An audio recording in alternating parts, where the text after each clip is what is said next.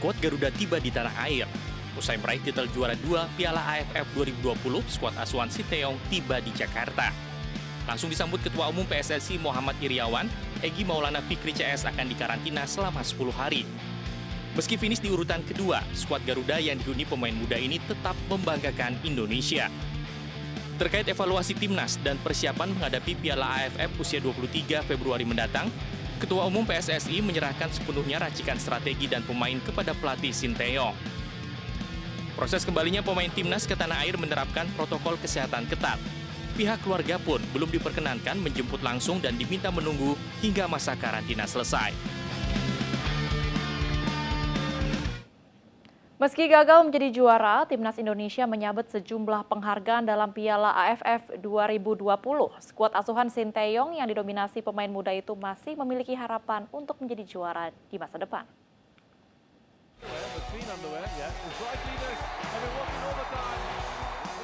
Namun skuad Garuda bisa membawa sejumlah gelar dari Piala AFF 2020. Sebagai finalis, Indonesia mendapatkan kalungan medali perak. Skuad asuhan Sinteyong juga dinobatkan sebagai tim fair play. Penghargaan diterima secara simbolis oleh Evan Dimas. Penghargaan lain diterima oleh Pratama Arhan, bek kiri timnas ini dinobatkan menjadi pemain muda terbaik. Arhan tampil apik dalam menyerang dan bertahan. Catatan 2 gol Arhan di laga AFF menjadi bukti kemampuan Arhan menjadi ancaman bagi pertahanan lawan. Di laga kedua final AFF, Indonesia tampil meyakinkan. Timnas mampu menahan imbang Thailand 2-2. Gol tercipta melalui sepakan Ricky Kambuaya di menit ke-7 dan Egy Maulana Fikri di menit 80.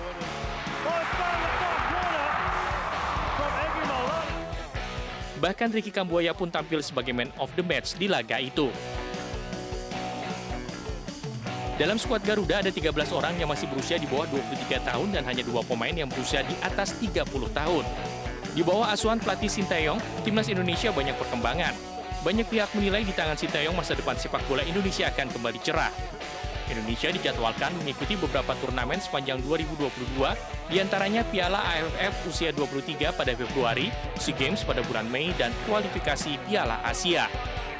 Timnas pun kini diharapkan bisa bangkit menatap turnamen selanjutnya. Meski di final Piala AFF 2020 skuad Garuda kalah, namun Garuda tetap terbang dengan gagah.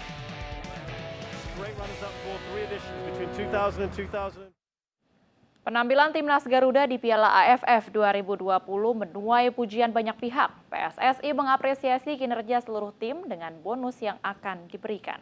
Timnas Indonesia juga akan kembali berlaga dalam Piala AFF U23 yang akan digelar pada bulan Februari. Kita sepakat sama-sama bangga kepada mereka ya. Saya, federasi, masyarakat Indonesia, semuanya lah angkat topi, bangga, salut. Bahkan barusan saya jemput mereka, terharu saya lihat mereka. Perjalanan dari Singapura belum persiapan, tapi raut wajah mereka tetap berseri, tetap bersemangat. Ya, sesuai dengan kalender yang ada, kita ada AFF 23 nanti di Kamboja Februari. Dan nanti SEA Games tentunya ya. Kami tadi langsung komunikasi dengan Sinteyong sebelum dia istirahat, mempersiapkan U23 AFF yang akan di Kamboja. Nanti mungkin kita kasih waktu istirahat, setelah itu kita akan diskusi dulu via Zoom, baru kita akan menanyakan siapa pemain yang akan di-hire. Karena tadi secara bisik-bisik kepada saya sudah keluar 6-7 nama dari pemain yang ada sekarang. Tapi kepastiannya nanti kita tunggu hasil kita rapat secara Zoom antara kita, tim kepelatihan, Sinteyong, deputi sepak bola dan dir teknik itu dengan beberapa EXO ya. Kalau melihat performa Garuda Muda pada AFF kali ini, apakah ada target kemenangan dari PSSI untuk turnamen AFF U23 dan SEA Games, Pak Ketum? Ya, kalau AFF tentu demikian karena nanti didominasi oleh pemain yang sekarang ada, mungkin tambahan dengan pemain yang nanti Sinteyong akan lihat tambahan daripada memerkapi tim U23 nanti. Target saya tetap minta juara kepada yang bersangkutan karena itu penting untuk membakar semangat mereka. Termasuk SEA Games nanti sesuai apa yang saya sampaikan waktu di Filipina, kita akan bisa membalas tim Vietnam nanti kalau dia masuk ya. Tapi ya kita mudah-mudahan kita maksimal masuk sampai ke babak terakhir ya. Yang jelas target itu saya selalu menyampaikan harus juara, karena dengan target itu mereka bersemangat ya, mempunyai mental yang kuat, mempunyai mental juara, sehingga seperti hasil kemarin meskipun kita kalah karena memang kita tahu Vietnam didominasi oleh pemain senior, juga apalagi Thailand ya. Tapi kita membukukan kemenangan beberapa pertandingan sebelumnya dan berhasil kemarin terakhir leg kedua seri yang membuat kita optimis terhadap perkembangan timnas kita, tim Indonesia ya. Target harus bisa juara di AFF U23. Nah, Pak Ketum, untuk memotivasi para pemain juga, apakah ada bonus yang disiapkan meskipun kali ini kita harus finish sebagai runner-up? Itu tentunya dalam planning saya sebelum mereka kembali, karena waktu bermain menang lawan Malaysia juga kita kasih besarnya, tentu itu rahasia saya dengan mereka ya. Waktu menang melawan Singapura juga demikian, ada bonus-bonus yang mereka terima sebelum mereka kembali ke tanah air. Yang nanti di sini kita pasti pikirkan. Yang jelas kita bangga kepada mereka, bisa menampilkan yang terbaik, bisa membawa nama harum Indonesia di dunia internasional, di ASEAN, dan di Asia dikatakan oleh pengawas sepak bola termasuk tim yang mempunyai kemajuan yang pesat di Asia. Itu kita bangga kepada mereka ya. Pemirsa, meski skuad Garuda kembali menjadi runner-up di Piala AFF 2020, namun permainan timnas Indonesia di bawah asuhan Sinteyong berkembang pesat. Menpora Zainuddin Amali pun menyatakan masa depan Sinteyong sebagai pelatih timnas tetap aman. Menurut Menpora, Sinteyong telah dikontrak PSSI hingga 2023. Sinteyong ini kan sebenarnya dikontrak oleh PSSI untuk FIFA World Cup Under 20. 2023. Tadinya 2021 kan, nah, kemudian 2023, sehingga saya sih lihat bahwa dia masih akan terus ya, tidak ada perubahan apapun hasil dari yang FIFA, hasil dari final ini, dia tetap akan dipertahankan oleh PSSI. Pemerintah tentu mendukung apa yang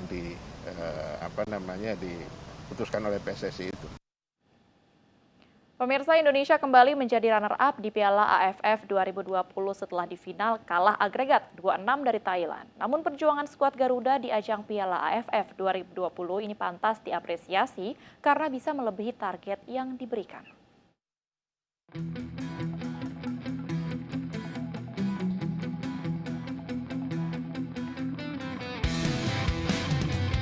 Meski belum bisa mengangkat trofi juara, keberhasilan Indonesia lolos ke Piala Final AFF 2020 disambut sukacita masyarakat Indonesia.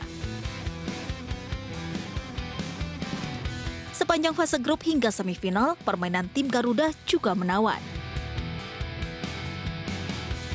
Di laga pembuka, Kamboja yang ditukangi legenda timnas Jepang Keisuke Honda dikalahkan 4-2.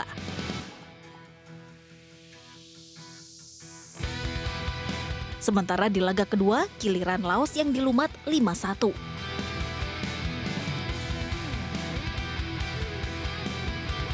Indonesia menahan imbang juara bertahan Vietnam tanpa gol pada laga ketiga. Di laga penentuan grup, tim Garuda menerkam Harimau Malaya 4-1, sekaligus menyingkirkan rival klasik dari ajang Piala AFF.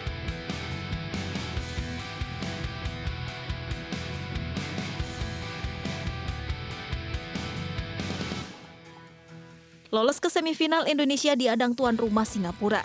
Di leg pertama, Asnawi Mangku Alam CS ditahan imbang The Lions 1-1.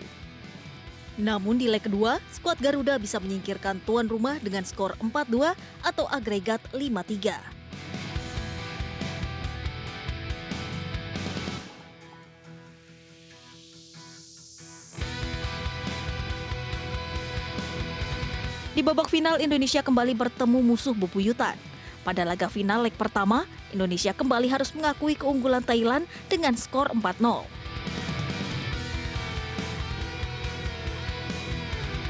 Pada leg kedua, skuad Garuda masih kalah agregat 2-6 dan kembali menjadi spesialis runner-up Piala AFF.